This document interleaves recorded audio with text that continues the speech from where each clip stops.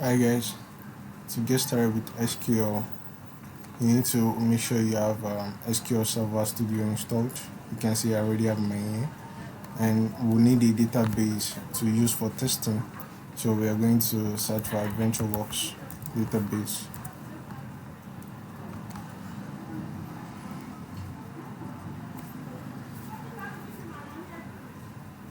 Download this sample database AdventureWorks 2019 with the .bak extension. And once you download that, go to SQL Server. You can see I already have mine installed. So you can just click on databases, right click, then go to restore database. Before you do that, make sure you go to, you can see, you start from your local disk and you go to program files. Search for Microsoft SQL Server folder, open SQL Express, Microsoft SQL, then paste that file you downloaded inside of this place. And once you do that, come back here. So I'll select device. Now you see my file is showing, so I'm going to click on it. I click OK to restore. OK and OK.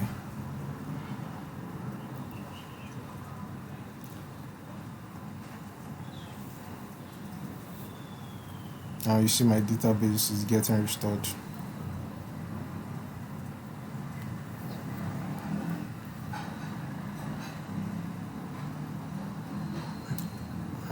It's taking longer than usual, and I'm having an error here. So I already have it installed, so I don't need to do that again. In your case, you shouldn't get any error. I'm going to close that. I'm going to open the DB. Click on this, right click, and begin a new query. Make sure you are actually using the AdventureWorks. You can change the database from here if you want to use another database, but in our case, we are using AdventureWorks. Or you can as well do this, say use, then you drag and paste this, highlight it, and execute, and you're good to go. So now I'm going to show you how we fetch all records or data in a table. So if you expand the AdventureWorks database, you see that we have many tables here. In our case, for now, we're working with the department table. So I'm going to drag it and paste it here. So I'm going to get all the records inside the table and say select star from. Now if I click on that, now you see I'm getting all 16 records. Now we have something called primary key. The primary key, it's always in form of an ID, and it's a convention to name our column name where we have our primary key as ID, or a name with ID appended to it. Now you can see it has unique values, which is just indexing the row records of this table. So when a new record is added, this is going to be 17. Now I don't want to select all of these records, and the reason why I have the ID is so that I can uniquely identify the records. So what if I just wanted to select only these sales? Then I can come here and say where name is equals to. Now remember, we are dealing with a string, so we need to say, put it inside quotes, and like this is equals to sales. Now this name is going to be the column that we are filtering with, this column name. So I'm going to select and execute. Now you see I have only the record for that particular row. Now I'm going to select all of the records again so I can do another kind of filter. Now what if I want to get for this sales and marketing alone? Then I can say where name is equals to sales and name is equals to marketing. Right, and I can select again. Now this is not going to give me the record because name cannot be sales and marketing at the same time in the row. So let me select that so you see what I'm saying. Now you see I don't get any record. So in this case, you use or. It's either it says or marketing, then it's going to give us the both of the records. And you see we have sales and marketing. I'm going to select all of the records again, and I'm going to execute. Now You see the way how we can filter records successfully.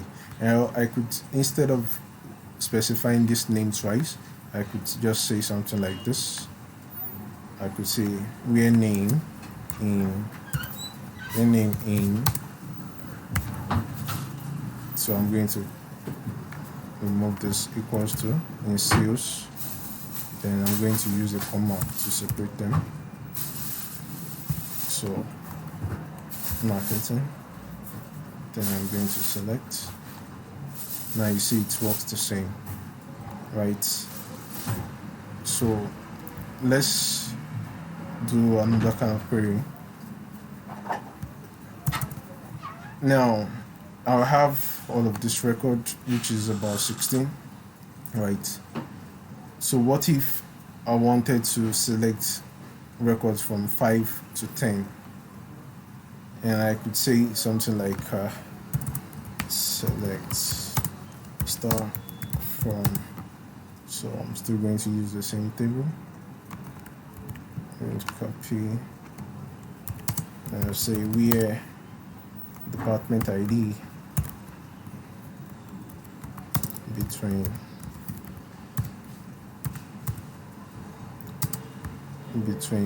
5 and 10. So let's see if that works. Now you see it's only getting me rows from 5 to 10. What if I just wanted to get the first 5 records? I could just say select star from the same table names.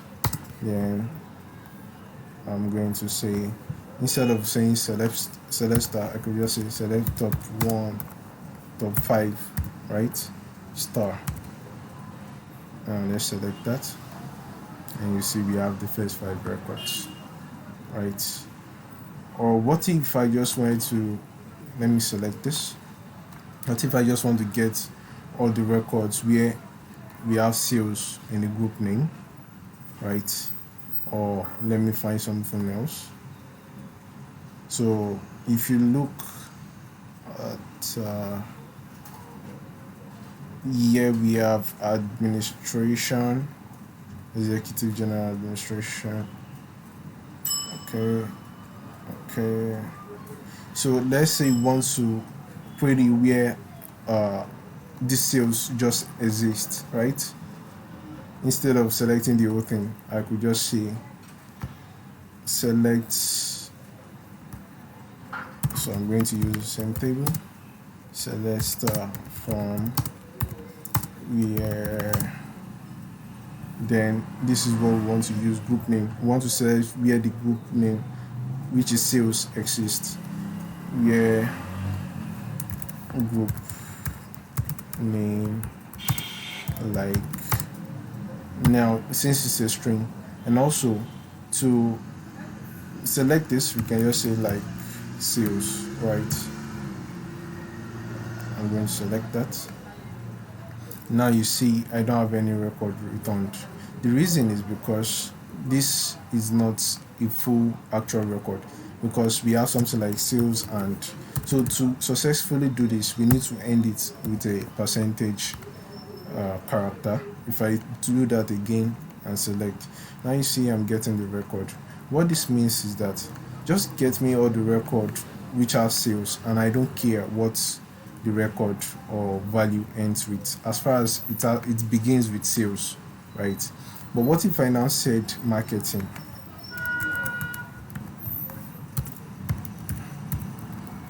Right, now you see there is no record. But if I remove this percentage from the ending and I say okay, I don't care what it starts with as long as it ends with marketing, just get me the record. Now you see I'm getting this. So what if the record you want to select is in the middle, like this and? So you don't care what begins it and what ends it, as far as and is in the middle or somewhere in the middle. So you can just put this percentage in the beginning and the end, like so. I'm going to select now.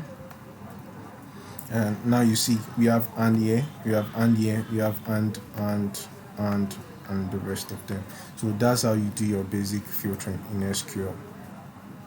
And if we're comfortable with that, now we can move to the next thing. But before I do that, how about we see how we can add names together. Let's say I want this engineering to be added to this group name, and I want to have it as a new column name. But before I do that, I just want to select name and group name alone from all of these records. So to do that, I can just say select name, comma, group name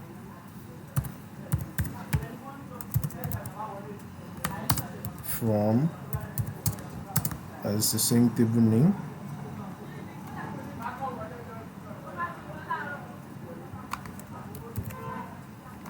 So I don't want to select all the records. I just want to see the names and the group name. Now you see these are all the records I'm getting. Now I want to add this engineering to this group name.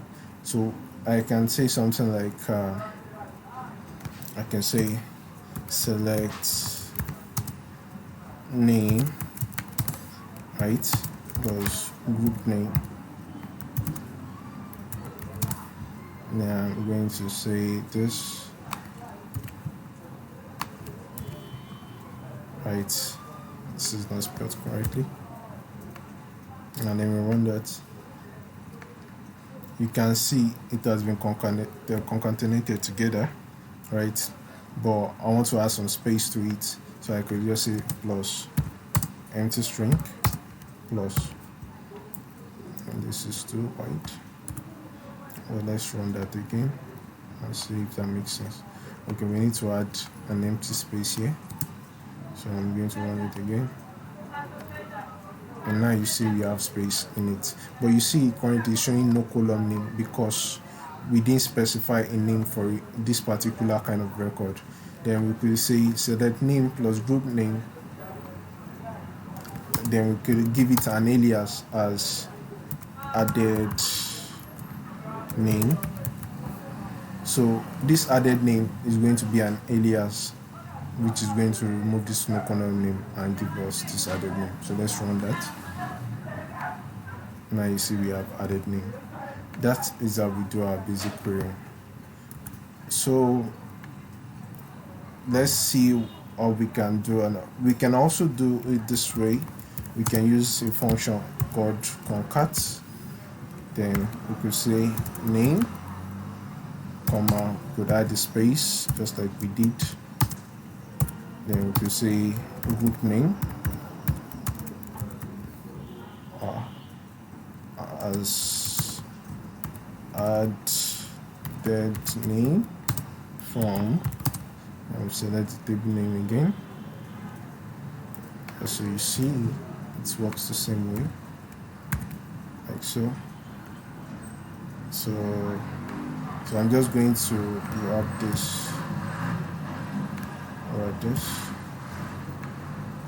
So this, whether I wrap a quote or not, it still works the same. Right. So let's run this. Now you see it's saying we have an error. Okay. So because this as is not a part of this concat function, so we need to close this bracket first.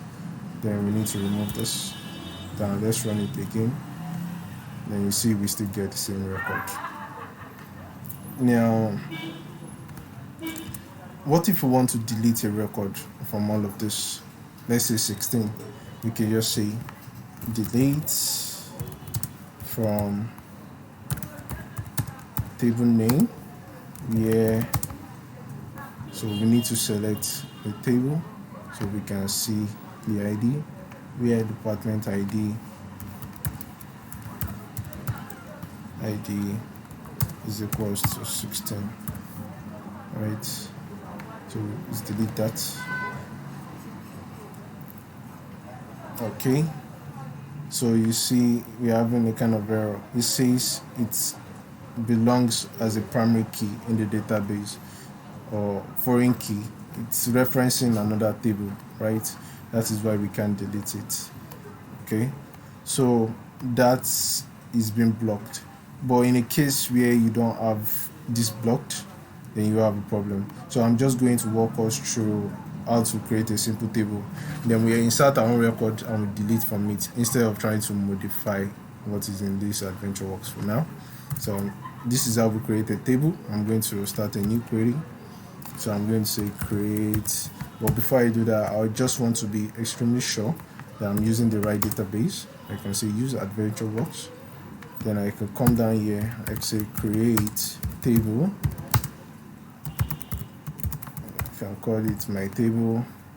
Now let's specify the column names. I could say ID. Now, because I want this ID to be primary key and I want it to be indexed automatically when a record is added, I can say it's an integer type and it's going to function as a primary key. It's not going to be null. Then I could say it's going to increase from 1 upwards. Right, so then I put a comma to add the next column. I could say we have a name and it's going to be a string type, no more than 20. Then I can now run my query, execute. Now you see completed successfully. Then if I select from that table, which is called my table, you can see currently we don't have any record in it. Now, how do we insert into our table? Then this is what we do. We say insert into my table. Then we need to, since this is going to be automatically indexed, we don't need to add a record. So we say name. Now once we insert name value inside our table, then we're going to say the values is going to be, let's say, let me just use my name. Now in the case whereby you have multiple columns, let's say you have another column called age, you have another column called date of birth, you need to make sure when you're adding values they correspond to the actual position where you have put the column, so that you don't have a mismatch of values to the wrong columns. So but for this, let's just keep it simple. I'm going to insert this record. You see it says 1 row affected, which means something has changed in the table. So if I do a select star from my table, select star from my table, you see all should be good. Now you see I have the record. And if I say update, to update you just say update my table, set name equals to, so I can say set name to updated name, right? So I don't need to specify where ID is equals to 1 because this is the only record. But in the real sense, when you have multiple records, you need to make sure you're updating the right record instead of mistakenly updating everything. Where ID is equals to 1.